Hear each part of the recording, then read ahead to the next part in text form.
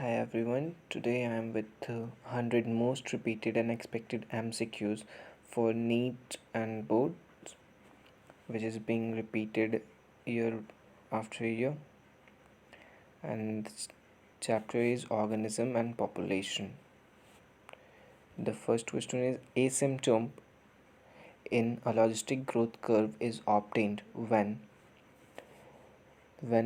k is equals to n in a logarithmic growth curve. It is asymptote. Okay. So option B is correct. Mycorrhiza are the example of. Mycorrhiza is a mutualistic relationship between fungal hyphae and roots of higher plant.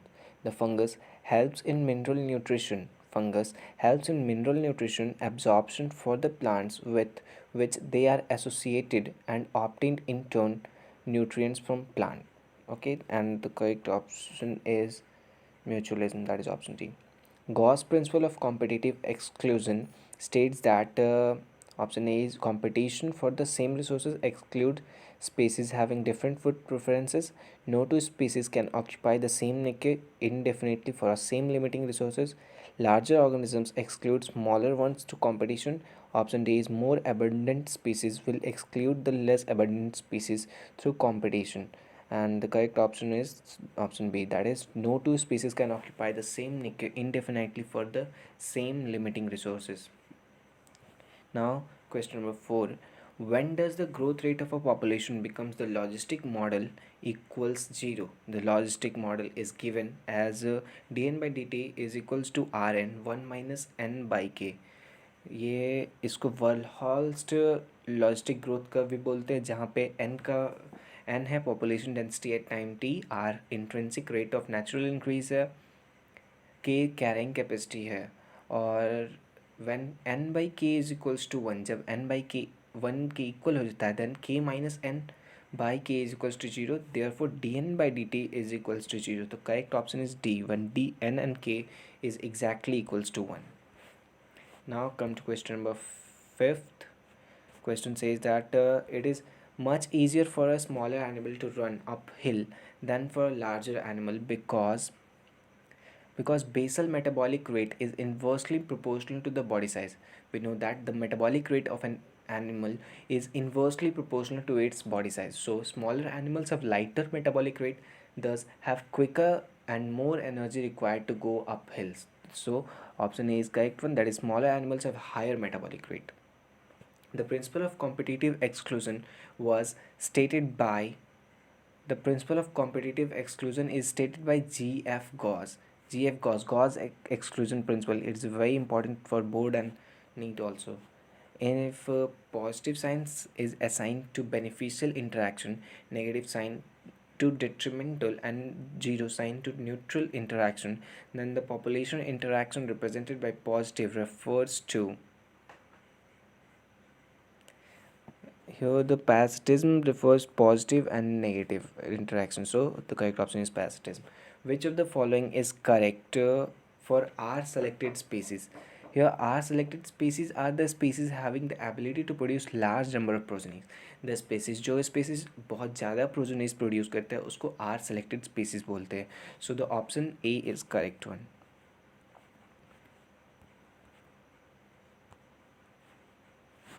Now come to question number 9th, and question 9 says that an association of individual of different species living in a same habitat and having functional interaction is, and the correct option is B, but that is biotic community. Biotic, an association of different individual of different species living in a same habitat and same functional interaction is called biotic community, और इसको हम बायोसिनोसिस भी बोलते हैं. बायोसिनोसिस भी बोलते हैं. The biotic community is dominated by one of the character. It determines the nature of community. It can be biotic or abiotic. ये community biotic भी हो सकता है और abiotic भी हो सकता है. In which of the following interaction both partners are adversely affected? Parasitism में बोथ पार्टनर्स एडवर्सली इफेक्टेड है. यहाँ पे देखो कंपटीशन में होता है ये नेगेटिव होता है, नेगेटिव होता है, इन दोनों अफेक्टेड, दोनों में डिट्रीमेंटल ही होता है, दोनों डिक्रीज ही होता है. प्रीडेशन में होता है वन पॉजिटिव और one negative.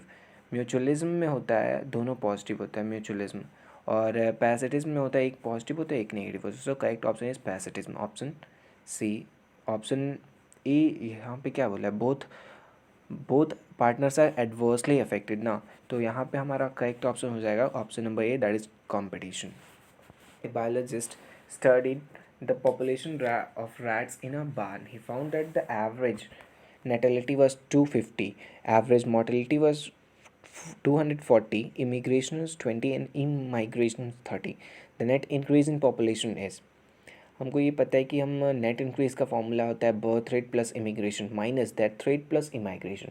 So density of population हो जाएगा हमारा 250 plus 20, that is birth rate plus immigration minus 240 plus 30, that is death rate plus immigration. So हमारा आंसर आ जाएगा 0, no change. Question number 12. Which one of the following processes during decomposition is correctly described? कौन सा process है जो correctly describe किया गया है इन चार स्टेटमेंट्स में से, इन चार ऑप्शंस में से. So option A is fragmentation carried out by organism such as earthworm, बिल्कुल सही ऑप्शन है ये वाला. Second option is humification leads to the accumulation of dark coloured substances humus which undergoes microbial action at a very fast rate. हालांकि ये जब multiple choice only one choice सही होता है तो पहला जब ऑप्शन सही हो गया तो तीसरा ऑप्शन बिल्कुल गलत ही होंगे. सो लीव दम. We'll now come to question number 13. A sedentary sea anemone gets attached to the cell lining of hermit crab. The association is a symbiosis association. The type of mutualism is called symbiosis. In this type, the sea anemone, in इस type के association में जो सी anemone होता है वो hermit crab के back में grow हो जाता है. It protects the crab with the help of nematocyst.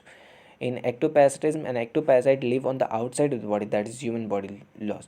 In this interaction, the parasite gets the benefit at the expense of the host. Commensalism is an association between organisms in which one or both the species are benefited and neither species is harmed.